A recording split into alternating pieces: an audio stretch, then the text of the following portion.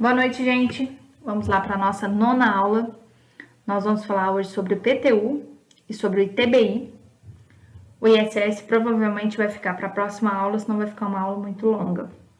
O IPTU a gente tem falado, no decorrer das nossas aulas, porque é um imposto fácil de dar exemplos para vocês, porque é um imposto mais conhecido de todos nós, né? IPTU, essa sigla, significa Imposto sobre Propriedade Predial Territorial Urbana. Não existe IPTU de fazenda. A área rural é um outro tributo que a gente vai ver mais para frente. Com previsão legal no artigo 156 da Constituição Federal. O que é previsão legal? Quer dizer, onde que está na lei? O IPTU, ele está no artigo 156 da nossa Constituição Federal. Vale dizer que a competência tributária é dos municípios. Quem que é competente para tributar? Quem que pode cobrar o IPTU?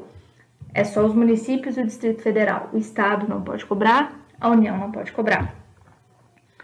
O fato gerador do IPTU. O que faz gerar a obrigação de pagar o IPTU?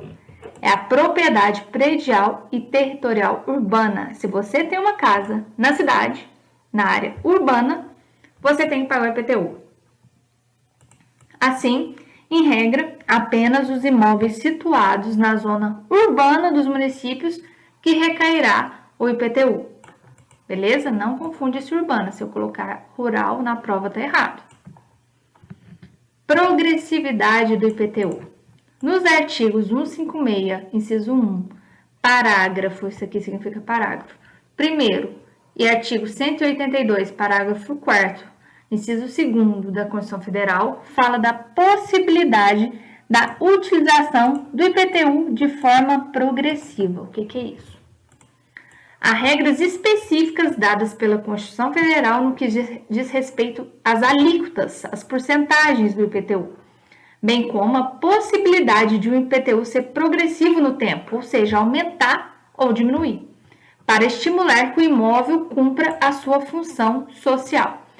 Eu nunca vi diminuir, viu, gente? Eu só vi aumentar. Por quê? Por exemplo, aqui em Piuí tem um cara muito rico, ele já até morreu, mas a família dele tinha metade dos lotes da cidade era da família. E eles não vendiam esses lotes para ninguém, deixava lá para valorização imobiliária e a cidade não crescia por causa desses lotes. O que o município teve que fazer? Isso na época nem era formada. Colocar o valor do IPTU muito mais caro para lote. Quem tinha uma casa pagava X, quem tinha só lote pagava 4X, para forçar essa família a vender esses lotes para a cidade crescer no centro. Por quê? Tem que ter, toda propriedade tem que cumprir a sua função social. O lote não é para ficar lá parado, o lote é para ser povoado, para criar casa, para fazer a cidade crescer. Com isso, constata-se duas progressividades do IPTU. Quais são elas? Uma relativa ao valor do imóvel, E a outra, a progressividade no tempo, além da progressividade genérica relativa à capacidade contributiva. No caso do artigo 156, parágrafo 1º, a progressividade em razão do valor do imóvel, no caso do artigo 182, parágrafo 4º, inciso 2, progressividade no tempo, e a progressividade no tempo, essa só ocorre para manutenção da função social da propriedade. No caso aqui, gente, do valor do imóvel, porque não justifica eu tributar o valor um imóvel de 400 metros quadrados da mesma forma que eu tributo um imóvel de 70 metros quadrados. E essa progressividade aqui no tempo é igual eu disse para vocês esse exemplo dos lotes para forçar a pessoa a construir. Até hoje aqui em Piuí o IPTU é mais caro para lote do que para casa. Além dessas formas de progressividade, há outra expressa no artigo 145 da Constituição Federal, a progressividade genérica relativa à capacidade contributiva. Tal princípio, de maneira simplificada, deixa eu arrumar aqui, diz que a tributação deve atingir de modo mais oneroso aqueles que são mais ricos e impor menor carga aos que possuem menos recursos. Isso é óbvio, né, gente? Quem tem uma casa melhor vai pagar o IPTU maior. O sujeito ativo e passivo do IPTU, gente. Quem que é o sujeito ativo? Quem que pode cobrar? Município e Distrito Federal. Eles podem instituir o tributo e cobrar o tributo. Quem que é o sujeito passivo? Será o proprietário, o titular do domínio útil ou o possuidor do imóvel nos artigos 34 do CTN, que é o Código Tributário Nacional. Isso aqui eu já falei na última aula, é muito importante. Mesmo que seja estabelecido em contrato de locação residencial que o ônus, ou seja, que a obrigação do IPTU é do locatário, se ele não pagar, as consequências recairão sobre o proprietário, pois ele sim é o contribuinte e não o locatário. Então, eu tenho uma casa de aluguel e aluguei a minha casa para a Mona. Aí eu quis dar uma despertinha, coloquei lá no contrato que ela que é responsável pelo IPTU. Isso não existe, gente. Não vai ser válido essa cláusula. Se a Mona quiser, ela pode até me pagar esse IPTU, mas se um dia ela não pagar e o município me executar, quem tem que pagar sou eu, que sou proprietária, não a pessoa que alugou a minha casa. Aspecto quantitativo do IPTU. Com relação à base de cálculo, nos termos do artigo 33 do CTN, a base de cálculo para calcular o IPTU é o valor venal do imóvel. O que é esse valor venal? Valor venal é aquele referente ao valor de venda do bem, para pagamento à vista em condições normais do mercado. As alíquotas são fixadas em um percentual e poderão variar em razão da progressividade ou diferenciação do IPTU. O valor venal, gente, que vem naquela guia de IPTU, se vocês olharem na guia de IPTU de vocês, vai estar o valor venal de vocês. Quase sempre, o valor venal ele fica defasado. Ele não está no valor de mercado. E isso é bom quando a gente vai vender ou comprar casa, porque o imposto é menor. Como que é calculado o IPTU?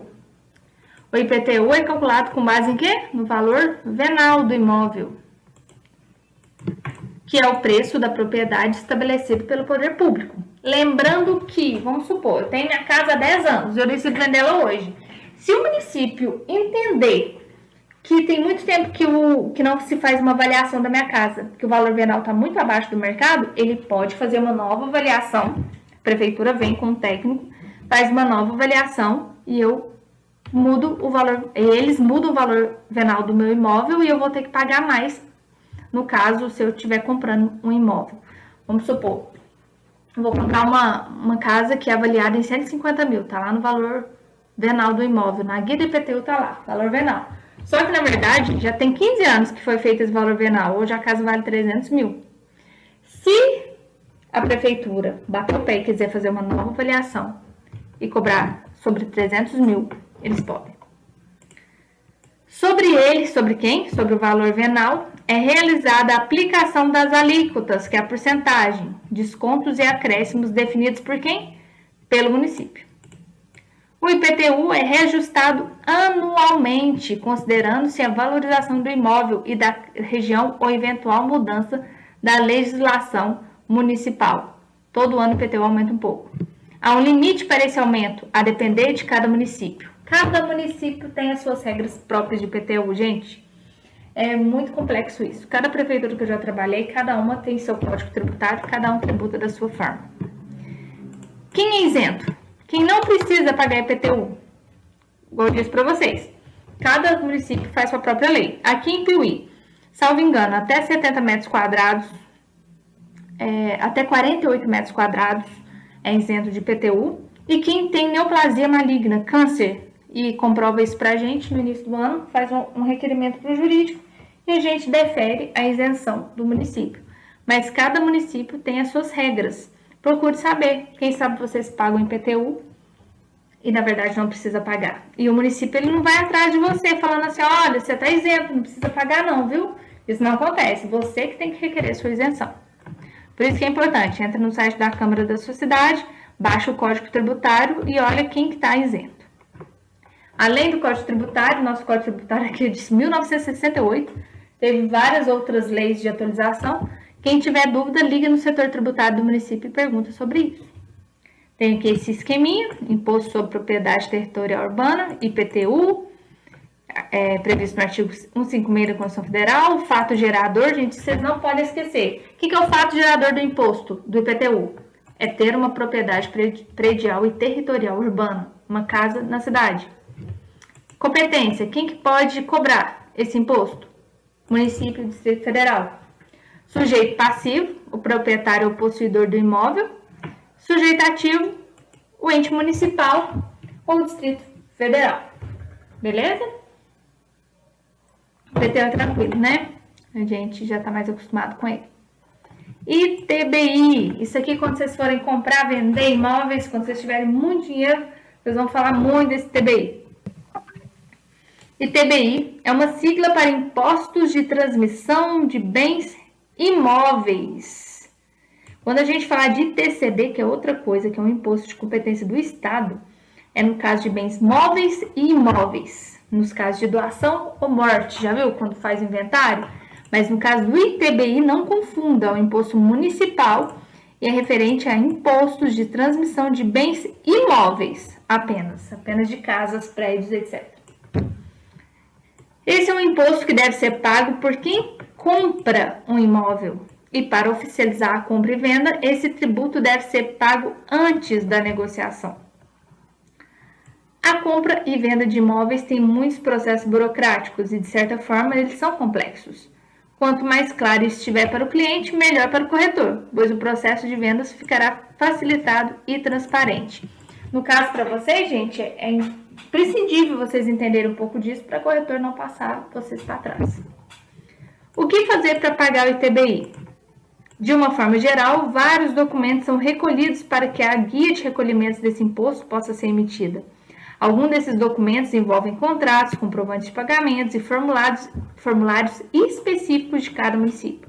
Você tem que ir lá no departamento de arrecadação do seu município e perguntar: o que eu faço? O que eu preciso para pagar o ITBI desse imóvel aqui? Em muitos casos, o corretor deverá auxiliar o seu cliente nessas etapas, ir atrás da documentação ou encaminhar para pessoas encarregadas, facilitando a vida de quem está comprando. A alíquota. O que é a alíquota? A porcentagem. Vou até colocar aqui para vocês não esquecerem. A porcentagem varia conforme as cidades e geralmente varia entre de 2% a 4% sobre a base de cálculo da transação. Piuí, gente, é 1% sobre o valor venal para casa, o IPTU, que a gente viu, esqueci de contar isso, e 2% no caso de lote. Já no ITBI é de 2% a 4% da base de cálculo da transação. A base de cálculo desse tributo é o valor venal também, né? Cálculo que leva em conta o preço de mercado, área de localização, etc. Basicamente é multiplicar a base de cálculo pelo percentual estabelecido. É assim que se calcula o ITBI. Considere que técnicos do setor, né, da prefeitura, fazem uma verificação dos dados que estão na guia e cruzam essas informações com as que estão no sistema, além dos dados da vistoria do imóvel. O valor venal de referência do imóvel pode ser consultado no site da prefeitura do município onde ele se encontra. Basta digitar o número do IPTU. Se você tiver com sua guia de IPTU aí, ó, a casa do seu pai, da sua mãe, você quer saber quanto que é o valor de mercado da sua casa que está lá salvo na prefeitura, no site você consegue consultar. Não está incluso nesse cálculo o valor da construção que tenha sido executada nele por quem adquiriu o imóvel, desde que seja comprovado. Vamos supor, eu compro uma casa do Matheus e eu corri lá e já fiz uma varanda. Aí não entra, porque fui eu, a compradora, que fiz. Depois de toda essa avaliação, é definido se será incidido o imposto, se determina a alíquota com base na legislação em vigor e se faz o cálculo do ITBI de acordo com a lei municipal. Para fazer o cálculo, vamos considerar um imóvel com valor de 250 mil. Precisamos comparar o valor venal de referência e ver qual é o maior. O maior deve ser usado como cálculo. Bom, gente, nesse exemplo aqui, o imóvel vale 250 mil. A gente vai, pra gente não, né? No caso, a prefeitura que cobra vai olhar. É isso mesmo, o valor venal é 250 mil? Ou a avaliação, na realidade, é 300 mil? Se ele entender que a casa valorizou, vai ser usado o de maior valor para fazer o cálculo. Claro, né, gente? Para o município ganhar mais dinheiro. Quem paga e onde pagar o ITBI? No geral, o comprador paga. Quem está comprando o imóvel? Mas isso pode ser negociado entre as partes. Você pode negociar, falar, ó, eu sei que o normal é quem compra quem paga, mas para eu comprar seu imóvel nessa crise, você que está vendendo, paga o ITBI para mim. O ITBI não é barato. Essa negociação deve estar clara entre todos e registrada em contrato. Desse modo, esse tributo deve ser pago em bancos ou postos de atendimento, apresentando a guia, o que é essa palavra aqui, gente? A guia, essa aqui é 2 vias da guia, deixa eu tirar aqui, apresentando a guia que foi recebida por quem está comprando o imóvel. Em algumas cidades é possível parcelar esse tributo em até 12 vezes sem correção. Aqui em Piuí não tem isso, aqui em Piuí tem que pagar o ITBI à vista, mas como eu disse, cada município tem sua legislação própria. Beleza? Vou aguardar vocês enviarem o trabalho. Não vou passar nenhum trabalho hoje para dar uma trégua para vocês. Boa aula!